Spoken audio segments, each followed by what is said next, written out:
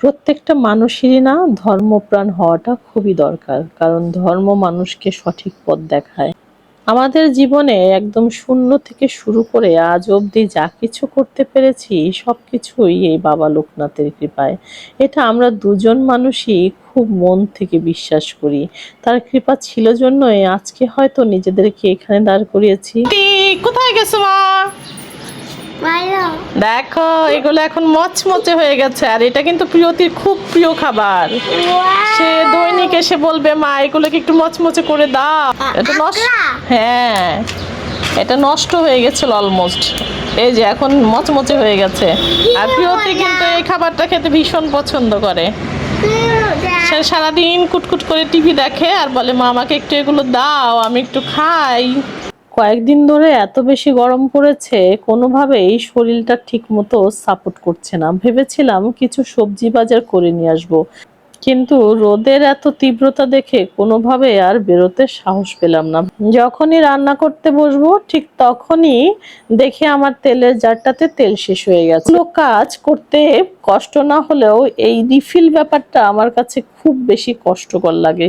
এদিকে যেহেতু বাসায় সবজি শেষ হয়ে গেছে, কিছু একটা তো করতে হবে, সেটা ভেবেই দুটো আলু এভাবে আমি পিল করে নিব। আর পিল করে ভাবছি একটু চিপসের মতো ভেজে দিব। পাতলা ডাল যেহেতু করেছি, সাথে মাংসের পাতলা ঝোল থাকবে, আর মুচমুচে একটু আলু ভাজা হলে প্রহরের বাবা যেহেতু বাসায় আছে সবাই খেতে পছন্দ করবে। খুব বেশি পরিমাণ করব না, তাহলে আর প্রহর প্রতি খেতে বসে শুধু আলুর চিপস গুলোই খাবে, ভাত আর কোনোভাবেই মুখে তুলবে না।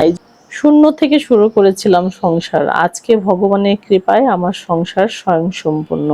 একটা সংসার তখনই পূর্ণতা পায় যখন তোমাকে সকালবেলা উঠে চিন্তা করতে হবে না যে আজকে আমি আমার সংসারকে কিভাবে চালাবো। এটা যে ভগবানের দেয়া কতটা আসলে আশীর্বাদের ফলে হয়, সেটা শুধু আমরা যারা গৃহিণী আছি, সংসার জীবন পার করছি, তারাই বলতে পারবো।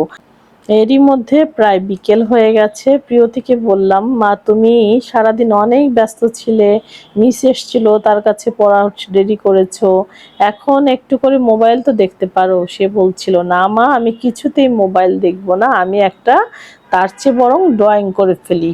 প্রহর তার নিজের খাতাটা এনে আমাকে দেখাচ্ছিল, মা দেখবে আমি কি কি ড্রয়িং করেছি এ পর্যন্ত।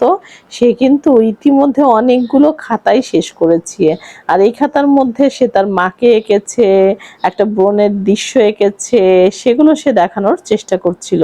আর বাচ্চাদের এই কাজগুলো যখন আমি বা তার বাবা মন দিয়ে দেখি, তারা কিন্তু অনেক বেশি উৎসাহ পায়। ঈদের বন্ধে বাচ্চারা যাতে ঘরে বসে বোর না হয়, মিস কিন্তু কিছু হোম টাস্ক দিয়েছিল, তার মধ্যে বর্ষাকাল এবং কোরবানি ঈদটা কিভাবে উদযাপিত হয় সেটা নিয়েও কিন্তু একটা দৃশ্য তারা সুন্দর করে এঁকে ফেলেছে।